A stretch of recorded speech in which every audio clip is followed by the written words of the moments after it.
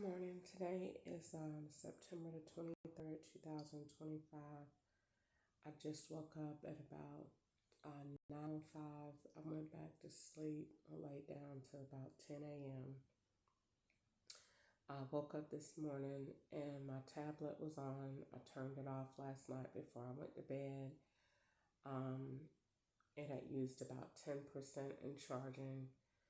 I woke up with a slight headache in the back of my head. I slept with the AC on, and but I slept with it on higher so that it wouldn't come on. But it doesn't work to that thermostat. The law controls my AC. Um, it is annoying with even the way that it runs. It doesn't run like a regular AC unit that is on for a long time and the house cools off. It just comes on every 10 minutes or so and then stays on for about 10 minutes and then goes off. It's very annoying. I woke up this morning and I have like a medicine taste, like a gas smell in my nose and in my mouth. So it was definitely gas on last night. I woke up this morning and my nose, you could just feel it in my nose. So I need to go blow my nose. And I have a slight headache on the points right behind my ear. I woke up this morning and the law was playing on the phone, on the stylist phone that does my live video. They have me off of YouTube this week and next week. So that means travel or whatever they're doing, that they don't want seen. So Facebook, it won't let me log in on my tablet either. But they use this phone and this phone, the stylist phone that doesn't have no service on it. I woke up this morning and my tablet was on. The stylist phone was sitting on the fireplace at 9:05, which is the law's number 5. I woke up, looked at the phone. They had turned it off and turned off the TV. The TV is a phone. So whatever I'm not doing, if I'm not looking at the phone, they don't care. The TV is the phone. So that's the source of all things visual. So if you're not making video calls with them, they'll video you through the TV. If you're not making any kind of calls, they'll just strictly do it through the TV. So when the TV, this is also why the TV doesn't have a startup or a shutdown. It just, when you turn it on, it just appears. It's like you're waking it up. It's not really like you turning it on, but more like you waking up your computer screen and it just comes on. That's how the TV comes on, because it's not connected here. It's connected by the law, and it's connected over their network over a Wi-Fi that is sharing my exact name. This is why Wi-Fi should not be like that. Because anybody can use your Wi-Fi name, and that doesn't mean that's your Wi-Fi. It means that's the law's Wi-Fi. And then they'll change the gigahertz, which you could be on 2.45. Mainly they'll do 5. But all of that is associated. But this morning, the biggest thing was the TV, the gas smell, and I got another alert from law officials at 7:36 a.m. I told you between anywhere from the middle of the night, 3 to 4 a.m. up until about 9, they consistently are tagging this phone. And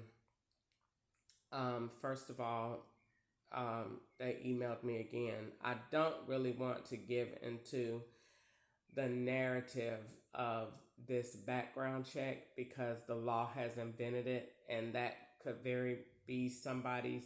It was a male at FedEx that I was talking to that had a background issue, and we was talking about it. So you don't really want to just pick up on conversations that they started, because number one, I know it's a federal agent because of the way the email came in. Macys isn't capitalized. It would say external and not action. It would have a disclosure at the bottom, and he wouldn't be calling. I mean, he wouldn't be emailing to get a facial recognition receipt. He would be calling, and he would leave a voicemail, and it wouldn't be this much interaction. Either you don't have the job or you do. So the fact that he's using a Chicago number, Chicago links a female in May of 2024 at the Home Two Suites Hotel. She was light skinned, much bigger than me, had big boobs, and a bad wig job. And the law had used her to be me. She was pretending to be drunk and groping on the dude Patel that raped me. I think I was actually raped both times by him and that black guy, but because both of them was doing the same thing. But um, either way, it was the Indian dude, and she said that she was drunk and everything else. So they were swapping me and her out. So she said she lived there and travels from there to Indiana to I think Atlanta and Texas. So they only email me and message me when they're using different numbers and different area codes. And then when I went to Walmart yesterday, the white lady in there with the black baseball cap with the Chicago t-shirt on, just conveniently passing you on a baby's aisle. So, or the little girl aisle, wherever I was walking to. So I got to go get this taste out my mouth. Hold on. Okay, so I'm back. So I went to go and brush my teeth. It's a little better. So let me get started. What I need to do, I needed to record myself um, with this staged email, and then record myself calling Macys. So the first email was sent yesterday at 3. Well, let me give this in order. I went to Macys yesterday to change my shift, and I left. I was waiting there to change the shift, but she said, we need to call you. I don't want you to wait here. So that's to trick you on the phone. So she called from 615-745-2054. Macys number is 615-745-2000. So she called from that number at 3:40. The law called at 3:48 and then emailed at 3:51. So those two calls are put together. So they did a call, and then she called me to link you with those numbers. So whatever she said to him or whatever is going on.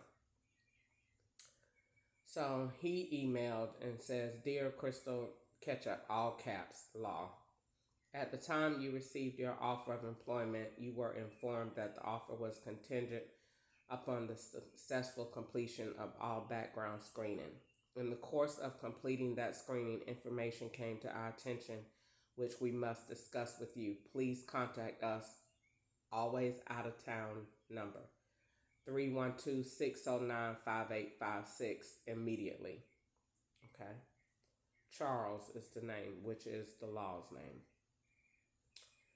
I called HR. This is my reply. I called HR and spoke with them, and you are misinformed. Furthermore, I haven't received any information that my background is complete or a right to obtain a copy of it once it is done.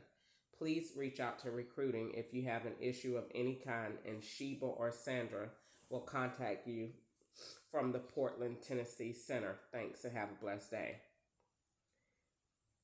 He responded being gay. Now he done changed the whole bottom line of the email. So the bottom of the email, the first time, was uh I screenshot it. It's not, well, I can't show it. Um Now he emailed back saying, "Thanks for reaching out. Please contact me at your earliest convenience. Thanks." Okay, so this says now he using Springfield, Ohio. So this is the information that he sent. So it's not coming from Macys, but let me see how you can see this on this thing. Yeah. Okay, if I do it that way, but I mean that's got a better way than that. But I posted on it's not Macys, it's the law. And whenever they email, they have a device that they want you to look at. And so if you say, "I received this," then the law says, "Also, you do have that number that we said you had." That is the importance of an email. So they purposely send out bullshit. It's on purpose. They do it on purpose only because they want you to acknowledge it and say, "Oh, so you got that." That's why I called it a catch and a swap, because you catch out what they throw. They don't really want you to respond to it. But if you open it, click any links or whatever, then you're just messing up. But the thing is, don't acknowledge the email. The email is strictly what we have composed. We know it's BS. But we want you to look at it because we sent it to your duplicated email address that go to this phone number, which is 704, or the number that he got. So when you click on that and you go and call them and say, "I received this," then the law looking like, she said she don't have 312 or 270, whichever one, what the lady got. Oh, she said she ain't got that number. So then immediately after that, you're going to get an Instacart alert, and you're going to get a Roku, or you're going to get an Instacart and a phone call. So they always doing all three back to back. Boom, boom, boom. So it looks like there's an email, there's a phone call, there's a text or a short code, something else that connects your identity with that number. And they do that all day. So when I see the email, you consistently you emailing too much, bruh, and you keep changing. But that's all the stuff that they want to get on your nerves. So when you screenshot it, thank you. You actually helping us, because that we sent that to Gwanda's email or Easter's email, and we just wanted you to get it. So when you get it and you say, "I don't have this number," you did, because that email was trafficked. It was forwarded. It was rerouted. This is why all of my URLs have blended things. So I might do this video on Facebook. Facebook generally is your name .9 or whatever slash face Facebook Live XXO. Not with the law. It's gonna all that's gonna be changed. It's gonna be USC HK //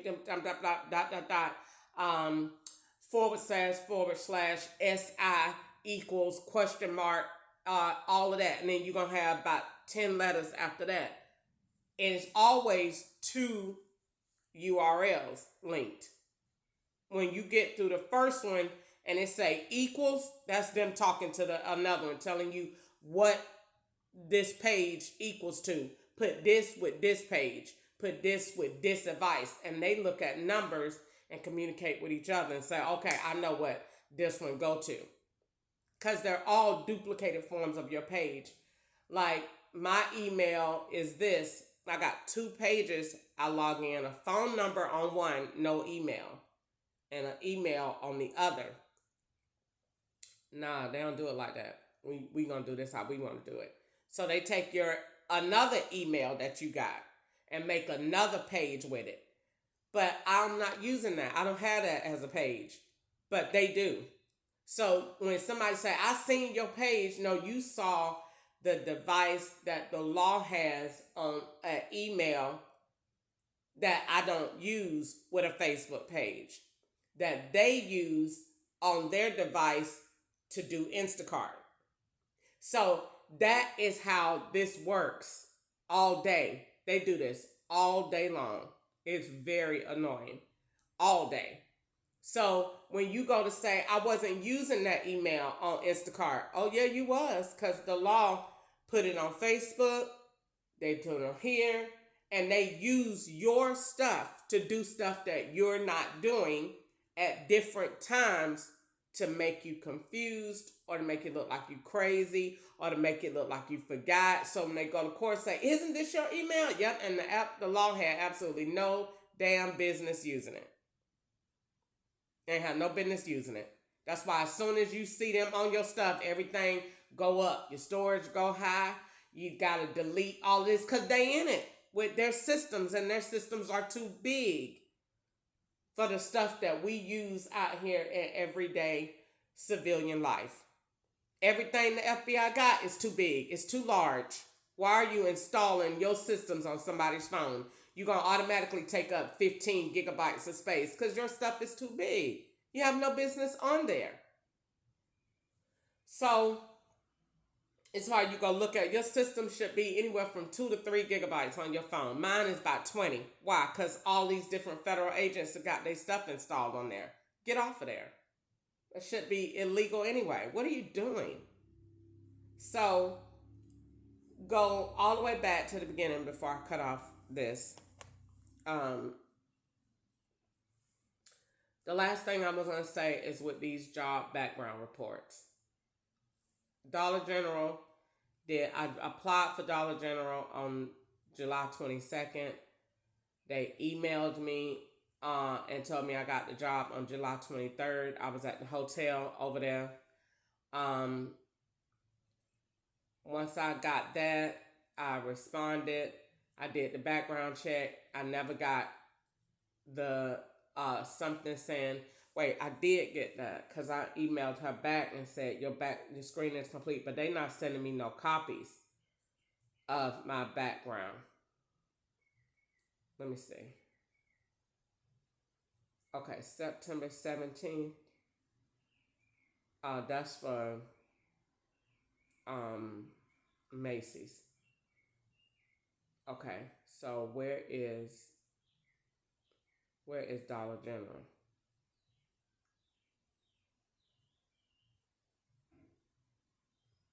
616. I don't know who that is.